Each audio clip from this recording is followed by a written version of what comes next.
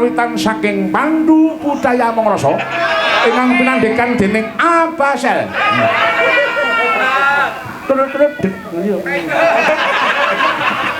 Ora percaya ya. Alhamdulillah, Mbak. Niku. Nggih. Sugeng enjing. Sugeng enjing. Enjing Mas Petro. Garwane jenengan derek? Mboten. Oh. Napa pun anu? Napa niku pun hijrah teng Mekah. Aja muni ngono kuwi. Wah. Ora trimo kuwi sing ngomong aku.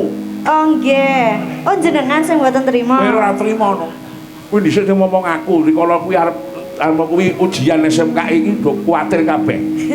Mergo rene jeblok-jeblok kabeh pokoke. Tak cegurke ning sendang. Wah, tahun hukum ning kono. Jenengan celep-celep. Ora ngono. Oh mboten. Ora ngono kuwi ndasut dengan ora. Wes, tak kok nglakoni dikrikiti anu niki dikrikiti urang.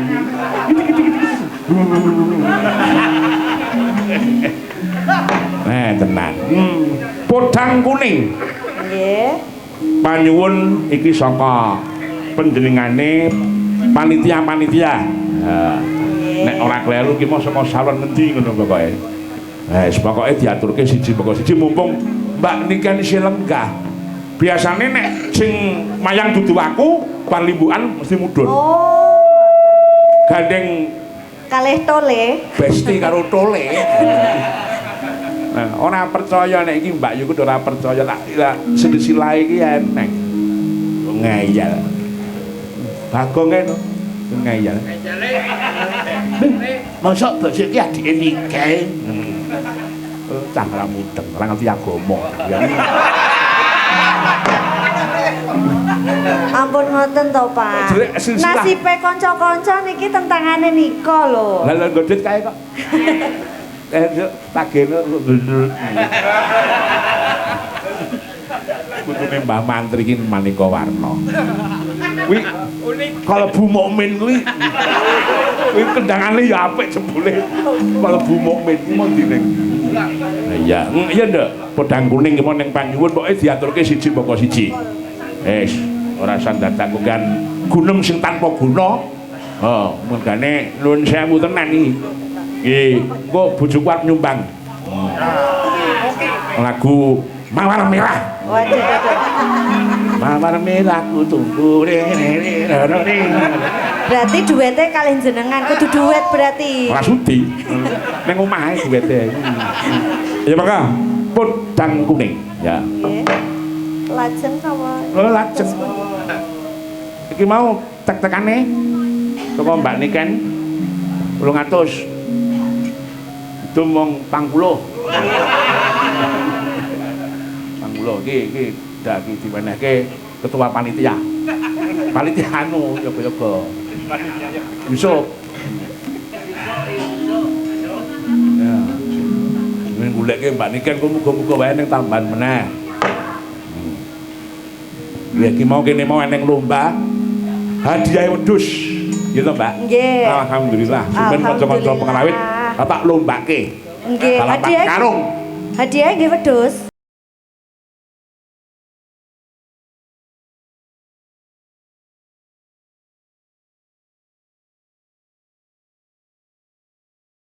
Beleh kok ya kecilikan. Ora dibeleh kok gering. Yo diaturke, ya mangga. Yo garap cara seragenan, ya. Anu sik Mas. Cara Malang ae. Ya. Dang tuntak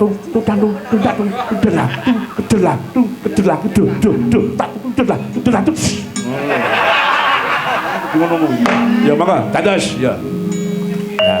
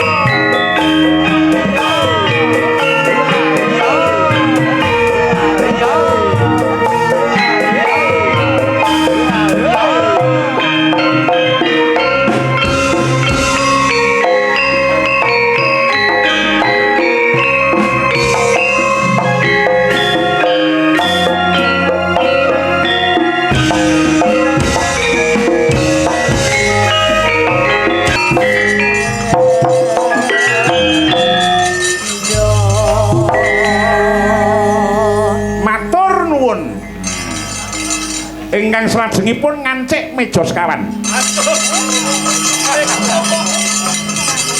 Matur nuwun sanget. Waduh. Sing jenenge Pandanlandung ki mau adalah desa budaya. Ketitik kene iki ning paguyuban jaranan utawa paguyuban bantengane pira wae ora ngomongake 1 2 3 Gong. Ha iya. Terus kene iki ya eneng sing kepareng ngasta dados dalang pepundhen pinisepuh ana ing laladan kene iki ya eneng. Oh ngono. Terus sing panjenengane iki sapa? Iki panjenengane Pak Rebin, terus eneng meneh. Ora layu liwat iki panjenengane Bapak Marnata, tuwin Pak Rebin iki pinisepuh pepundhen dalang sing ning kene. Mula bektiku kunjuk panjenengane sekalian.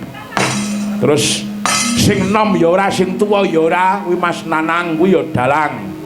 Hebat kuwi, mula sinebut kalangane dalang Malang ki mau dadi Sunan Pandanlandung kuwi kuwi. Wah iya. Kuwi kagungan putra loro, kakung wah hebat-hebat. Dik Boma. Wah sabetane bapakne kepret. Ya iya. Iya, wah hebat. Ayo terung nguli bapa kok Gong. Iya.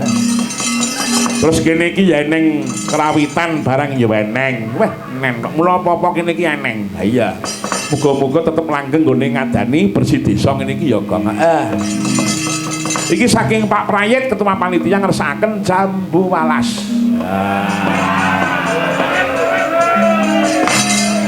Ora mung WA lantaran Mas Nanang tok iki kedahipun Pak Prayit kedahipun minggah panggung nyawer. Ya. Pundi Pak Prayit kula aturi kula suwun pinarak mriki. Ya. Monggo Pak Prayit.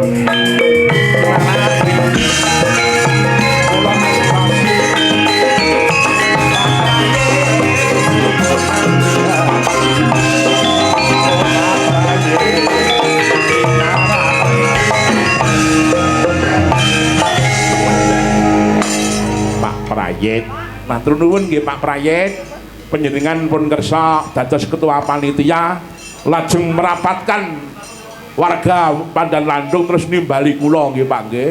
Nggih. Wah, aduh. Sakjane nonton nggih, kula niku mikir pripun? Pak Nanang, Pak Tatut kita disebut wis gampang. Ngoten Pak Nanang niku. Lah jenengan pun ngertos kelemahan kula kok. Semerap lho. Angger sing rawuh ning nggon aku ki Mas Nanang, kula wis ora iso apa-apa. Lah niku senjata kula nggih niku. Lah nggih. Mangkane panitia kewendel iki. Estu, mula njing-njing niku nek kula mulaske nganti dadi 2 tahun ya kon niteni. Kudu ndang dadi. Matur nuwun sanget ngene kakangku kae ya. Badhe nembang, Pak. Boten. Kula niku penikmat budaya, penikmat seni. Seni. Oh iya, sing nembang sinten? Putrane? Sinten nggih? Putrane napa? Mbak Niken ngene. Mbak Niken. Wantun pinten jenengan? Lah kene niku. Lah kene seniki mesti nyawer, niki lho mboten. Oh, kedah niki malah langkung dhuwur no sawerane. Nggih sumangga. Oh nggih, wedang. Sumangga Mbak Niken le pantontone.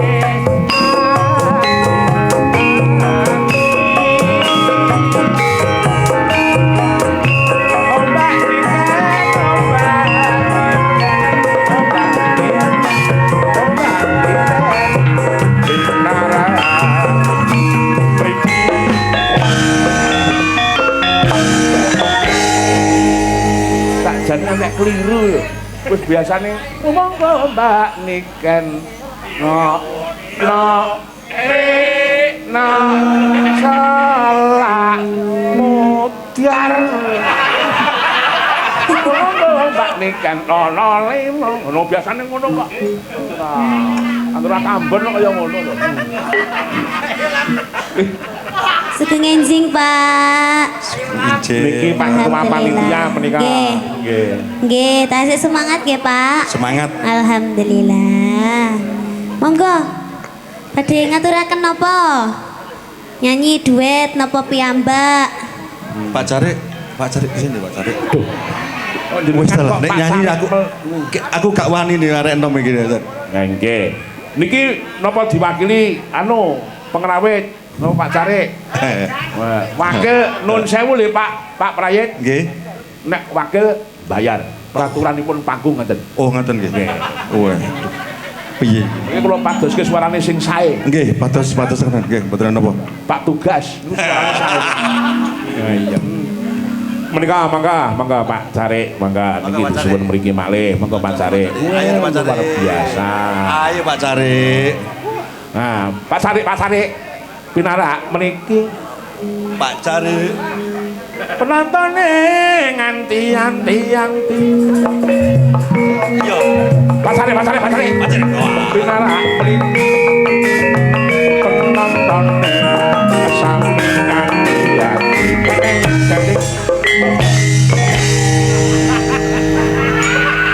Karep murek wis terserah. Nggih. Wah. Monggo pripun niki pun berdua lho. Wah. Wani gak tirase. Mboten sanyawer. Juga mawon. Lah sing nyanyi sinten nyanyi? Loh.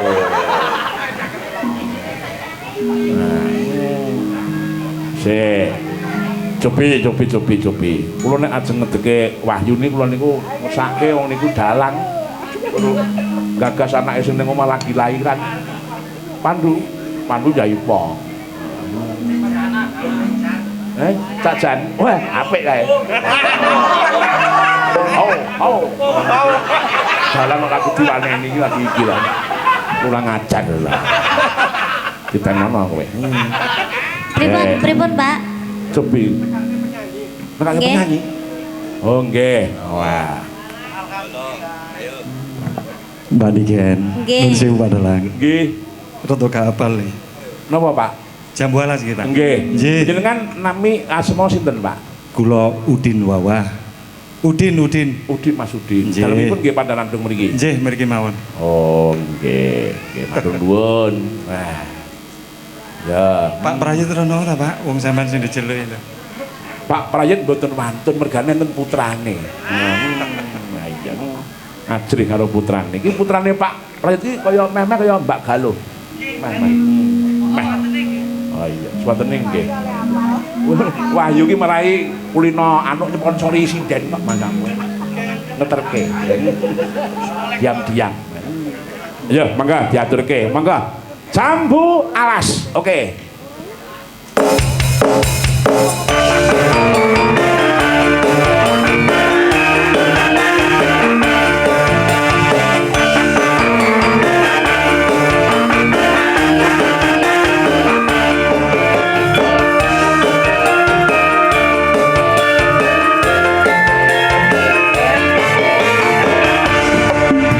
Kan manis eseme jur kelingan lemah genuyuwe tresno lan kasih sayangi karep atiku kelakon dadi bojone.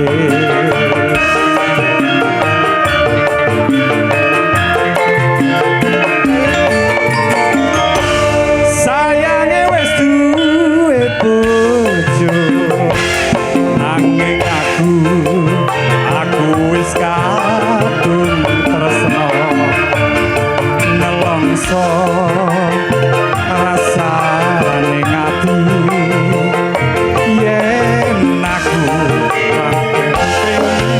duwe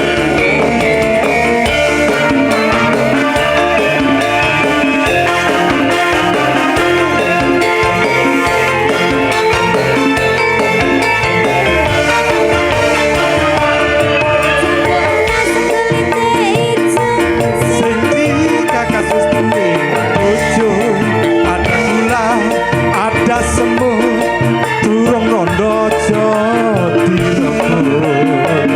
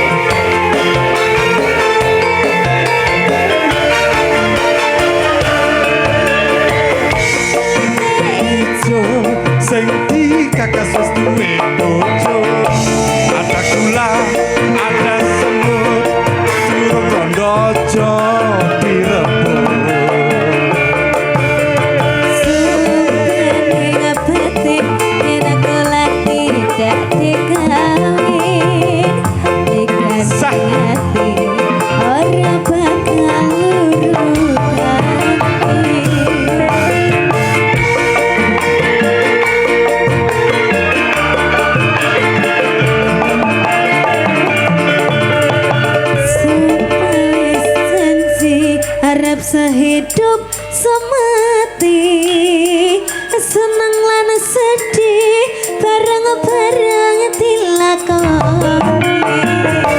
Jambu alam rejo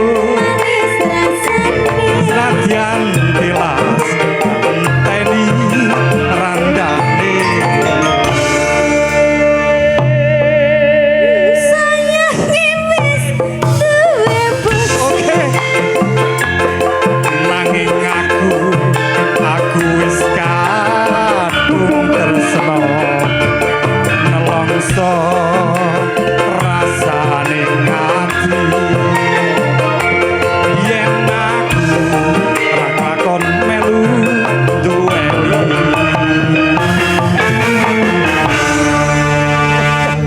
Luar biasa. luar biasa. Romo Romo nggih pinarak minggah matur sembah nuwun sanget, Pak. sepindah malih saged Romo. Oh, napa, Mas? Napa? Lamunan. Oh, lamunan. Nggih, Oh, nggih. lamunan. Iya, matur nuwun sangat nggih. Wah. Lamunan iki pokoke iki sawane dengan paringke niku Mas anu Mbak. Paringke niku Mbak. Nggih, niku Mbak. Nggih. Ya. Aduh. Sing wae. Tumbas. Wah, Pak Prayit nggih. Mosok putrane dhewe harus disawer. Oh, kita terus. Lah nggih, ya nggih paringke Pak Mas Wahyu niku. Niki nggih. Nggih. Pripun, Mas? Nggih. Nggih. Nggih. Lamunan nggih. Wis njogo kono, Pak, aja ngalih riko. Nggih. Pak BC monggo. Mangga, ya. Dados, ya. Enggak. Ya, lamunan. Wis entek. Piyambakan menapa? Dikopiahi pacare.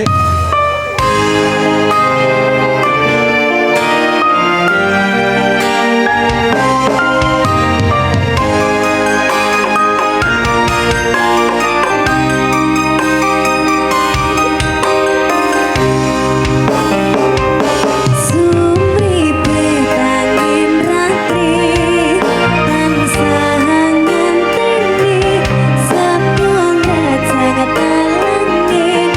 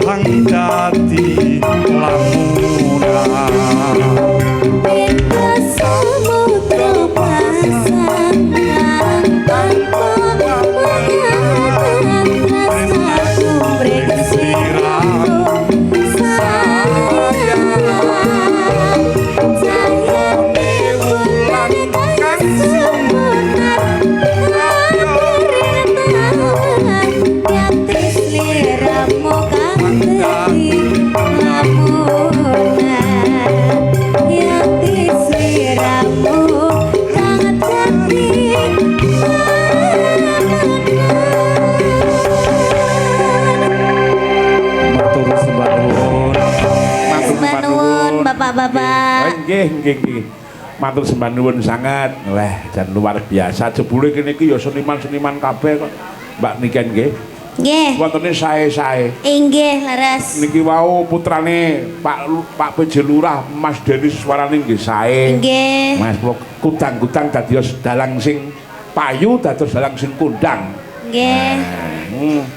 Menika wonten Nawala aparatur desa LPMD Mas Dedi duet niku lamunan. Napa sing duet niku namanya Mas Dedi? Oh nggih. Ya. Mlau sampun lamunane jenengan lekasik Mbak kesel nongko. Oh, monggo sesuk isih Mayangkara. Terus sisuke Anoman. Anoman Mayangkara. Ah ya. Mangga iki putrane panjenengane Pak Anu iki tak suwun mrene. Anu Mbak Vivi. Obo Amadin. Sapa kuwi? Mbak Au wae lho ora Bu Amadin sapa lho. Oh nggih, putrane Pak Yit iki niki ya ning pengrajin wayang wilayah Pandanlandung beliaunya Pak Prayit iki ya. Wah, ringkitan anu damel wayang ya elok hebat. Pokoke kene iki nggon. Ya Nduk Vivi, jemeneng Nduk, jemeneng Nduk. Neno. Ya kanca ning kisik gembira.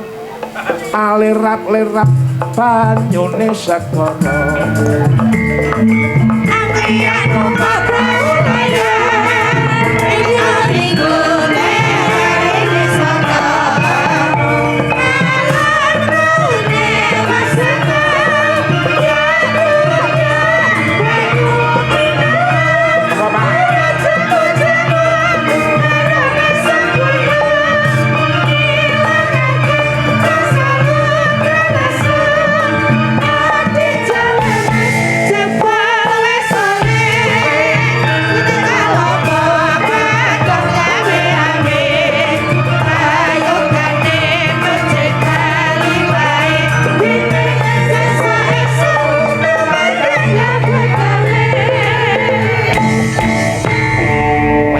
keriyen nyawere mengke riyen no nggih. Ha mengke panjenengan asma Pak sinten Pak? Asma Pak sinten?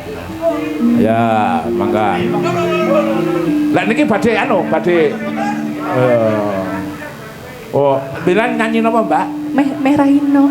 Wes meh Rahino. Ngerti ya. Kuminane neno anene. Ada enggak? Oh ya. Sanes niku napa? Niku nggih pasti nggih. Ah niku mengke jogete pripun? Oh, kan betul saged no. Wes medah tak denget ting tak niku Mas. Bingung nggih. Kita Pak. Nggih kita minimal kudu iramane Rama. Mah ya. Mbak niki. Napa? Kok anu mang ngomong pripun? Kangen. Pitung sasi. Nggih. Rangane kok ngenteni. Nggih. Oh. Oh, lho sasi. Nggih. Nah ya, niki sinten meleh niki buke sinten meleh wah jan. Iki pancen bengi iki khusus kanggo Pandanandung digawe gembira. Wong urip ki mau nuwun sewu ora perkara sugih, ora perkara miskin, sing penting nomor satu wong urip sing penting gembira. Arep duwe dik nek ora gembira iki wis. Monggo mriki Bu, monggo mriki pun. Ya. Ya. Sinten malih monggo mriki. Aduh. Iki Mama Mia.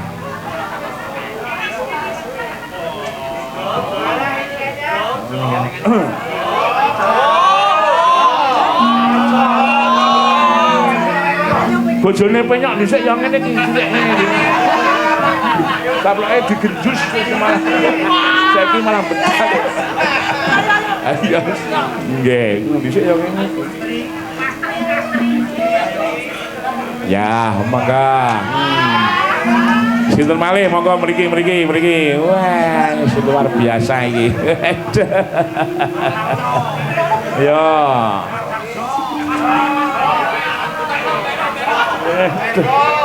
Neng ngene ya. Ya.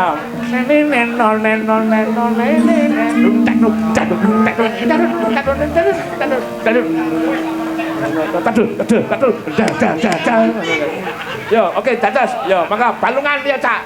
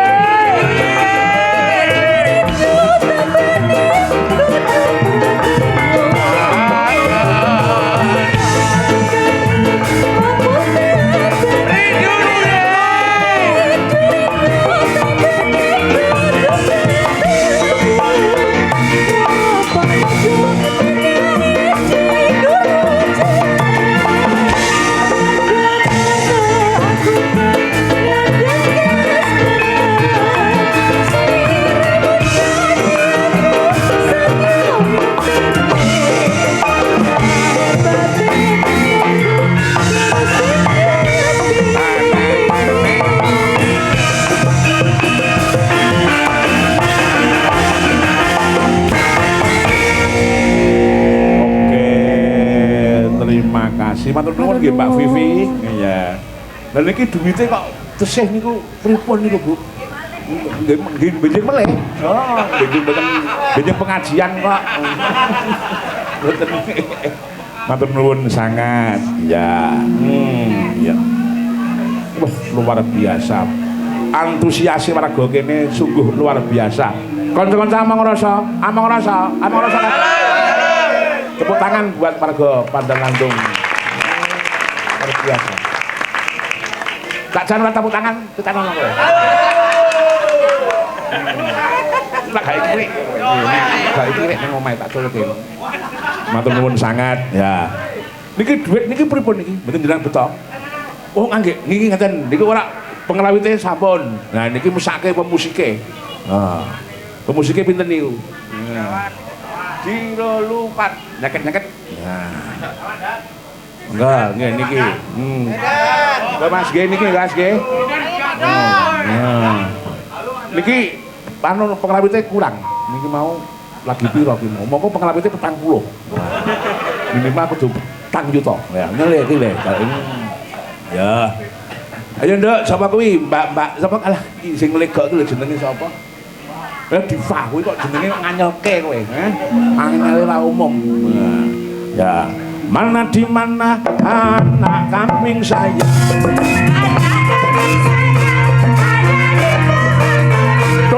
Dodong.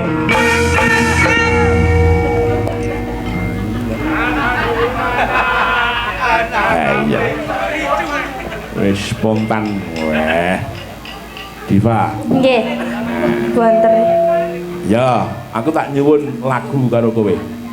Ning ora lagu halus, pokoke bengi iki sing iso gawe senenge warga mrene. Alusan kok bariki.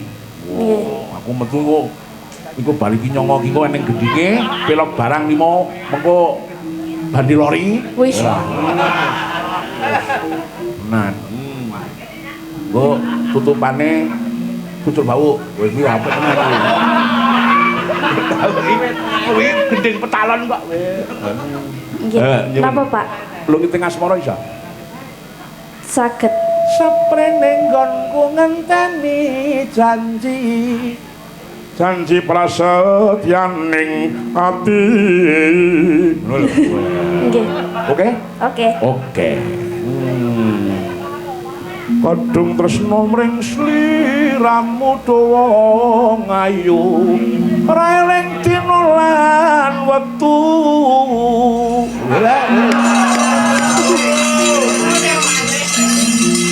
Ayo ngono adine liken.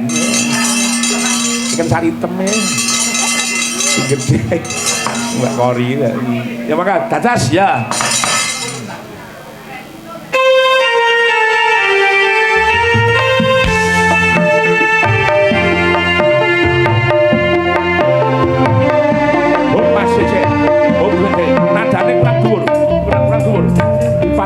Paske karo gamelan kae. Tajan kepiro biasane? Adek kaya nabuhi setan metu wae.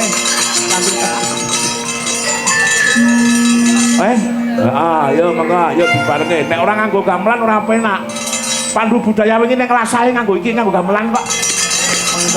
Yo dados, yo monggo. Ya.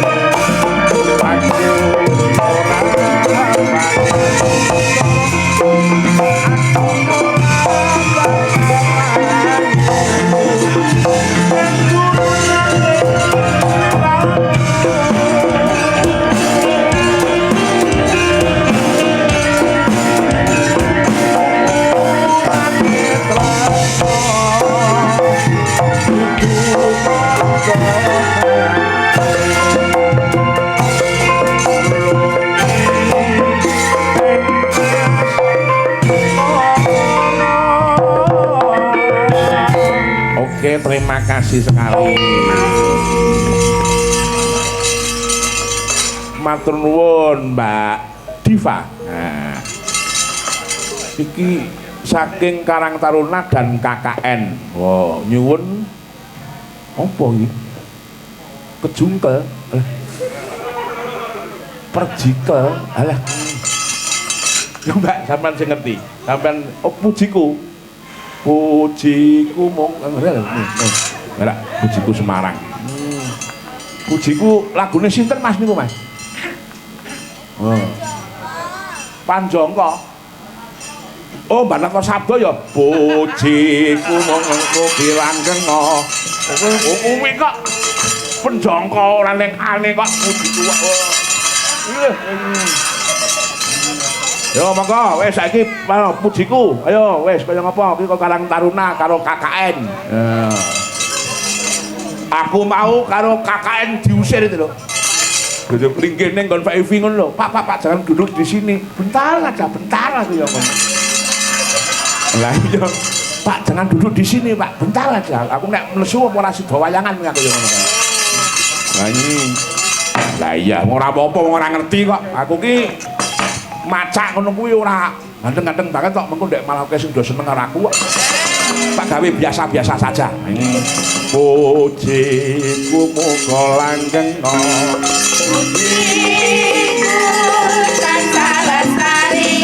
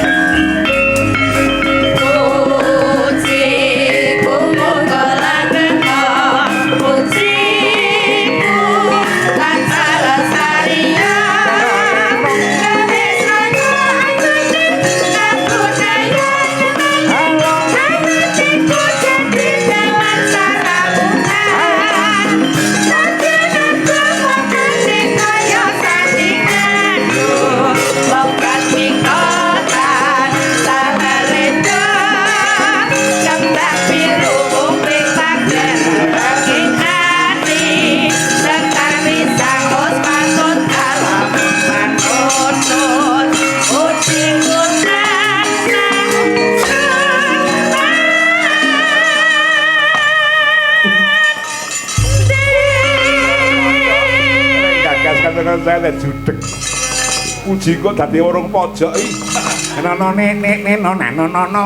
no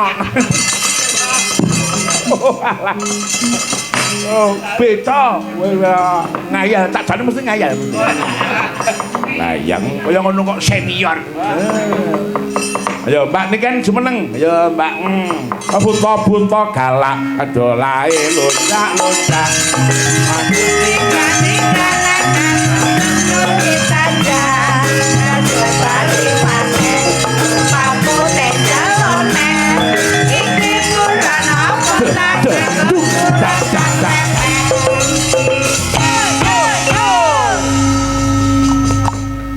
lo nek Banata Sabda ki krungu wampleng dasmu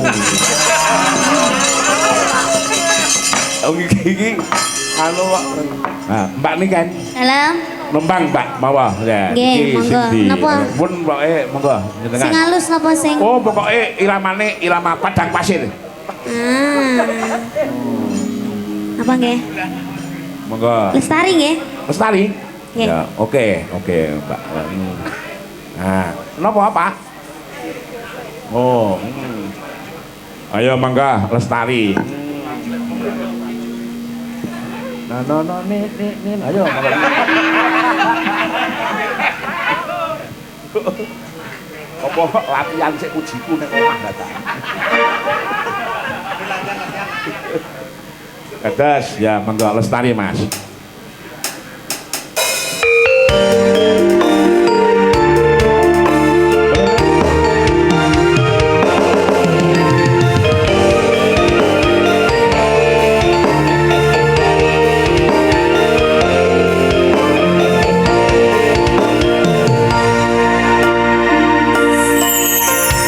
Sang dewi katon lam-lami,